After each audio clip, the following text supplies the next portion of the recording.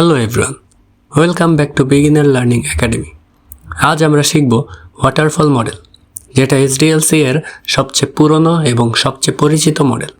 Software engineering related ফিল্ডে career শুরু করতে চাইলে ওয়াটারফল মডেল সম্পর্কে ক্লিয়ার ধারণা থাকা খুবই জরুরি, কারণ এখান থেকেই অনেক মডার্ন মডেল তৈরি হয়েছে, যেমন অ্যাজাইল, ভি মডেল ইত্যাদি।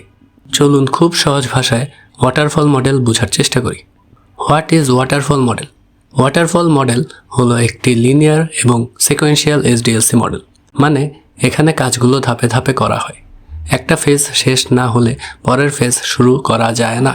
যেমন পানি উপরের দিক থেকে নিচে পড়ে স্টেপ বাই স্টেপ, তাই এর নাম ওয়াটারফল মডেল। এই মডেলে ফেজেস সাধারণত এমন হয়: requirement, design, implementation, testing, deployment, maintenance. এগুলো একটার পর একটা ধারাবাহিকভাবে ফলো করা হয়, আর কোনো ফেজ ওভারল্যাপিং হয় না। ওয়াটারফল মডেল সবচেয়ে ফার্স্ট জেনারেশন মডেল হিসেবে পরিচিত। এটা সফটওয়্যার ইন্ডাস্ট্রির base model.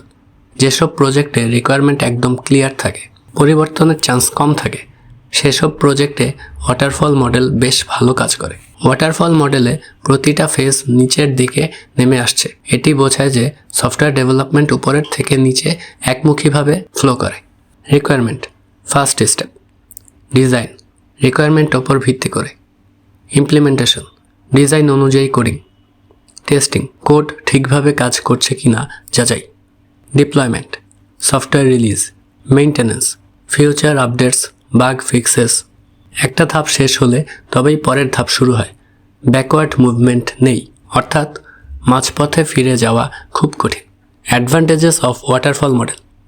Base model waterfall হলো এসডিএলসি এর ভিত্তি। সফটওয়্যার ডেভেলপমেন্ট আন্ডারস্ট্যান্ডিং শুরু হয় এখান থেকেই। সব মডার্ন মেথোডোলজি ওয়াটারফলের প্রবলেম সলভ করতেই আবিষ্কার হয়েছে। Simple and easy. ওয়াটারফলের স্ট্রাকচার খুবই সহজ। স্টেপ 1, তারপর স্টেপ 2, তারপর স্টেপ 3, এভাবে ক্লিয়ার সিকোয়েন্সিয়াল স্টেপসে কাজ হয়। নিউ ডেভেলপার্স, নিউ টেস্টার্স সবার জন্য বুঝতে সহজ হয়। প্রজেক্ট ম্যানেজারদের জন্য ট্র্যাকিং করা সিম্পল হয়। Suitable for small projects. যেসব কাজে রিকোয়ারমেন্ট একদম ফিক্সড থাকে, যেমন school management system, calculator app, simple website, এসব ছোট প্রজেক্টে ওয়াটারফল মডেল খুব ভালো কাজ করে, কারণ এখানে পরিবর্তন আসার সম্ভাবনা কম, তাই লিনিয়ার অ্যাপ্রোচ এফিসিয়েন্ট হয়। Disadvantages of waterfall model. এবার আমরা এর লিমিটেশনসগুলো দেখব। আজকের সফটওয়্যার ওয়ার্ল্ডে এই মডেল কম ব্যবহার হওয়ার মূল কারণগুলো হলো: no feedback loop. Requirement final হওয়ার পর ফিডব্যাক দেওয়া সম্ভব না। যদি পরে ইউজার বলে আমাদের আরও 2টা নতুন ফিচার দরকার, ওয়াটারফলে সেটা অ্যাড করা খুবই কঠিন। No experiment. Waterfall rigid model. এখানে এক্সপেরিমেন্ট, ট্রায়াল, প্রোটোটাইপ এগুলো করা যায় না। যেসব প্রজেক্টে রিসার্চ বা নিউ আইডিয়া টেস্ট করতে হয়, ওয়াটারফল সেখানে ফেল করে। No parallelism. ফেজেস ওভারল্যাপ করা যায় না।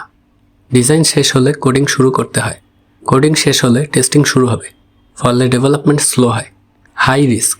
যদি রিকোয়ারমেন্ট ভুল হয়, পুরো প্রজেক্ট ফেল হতে পারে, কারণ মিস্টেক ডিটেক্ট করার সুযোগ প্রজেক্টের মাছ লেটার স্টেজে আসে, টেস্টিং ফেজে। 60% এফোর্ট ইন মেইনটেনেন্স। ওয়াটারফল প্রজেক্টে মেইনটেনেন্স কস্ট এবং এফোর্ট খুব বেশি হয়, কারণ ভুলগুলো লেট স্টেজে ধরা পড়ে, আর মডিফাই করতে গেলে পুরো সিস্টেমেই চেঞ্জেস লাগে। ইন্ডাস্ট্রি রিসার্চ অনুযায়ী ওয়াটারফল মডেলের প্রায় 60% এফোর্ট চলে যায় মেইনটেনেন্সে।